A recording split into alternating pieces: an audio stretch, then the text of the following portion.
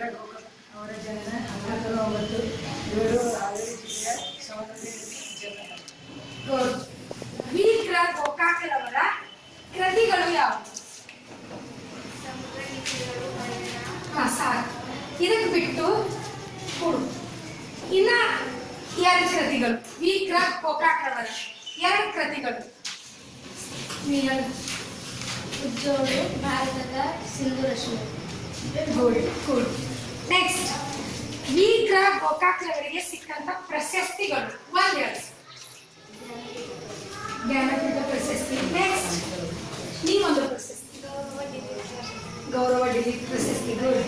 Next, ನೀವೊಂದು ಪ್ರಶಸ್ತಿ. ಪದ್ಮಶ್ರೀ ಪುರಸ್ಕಾರ ಪ್ರಶಸ್ತಿ. ನೆಕ್ಸ್ಟ್, ವಿ. ಕೃ. ಗೋಕಾಕ್ರವರ ಯಾವ ಕೃತಿಗೆ ಜ್ಞಾನಪೀಠ ಪ್ರಶಸ್ತಿ ದೊರೆತಿದೆ?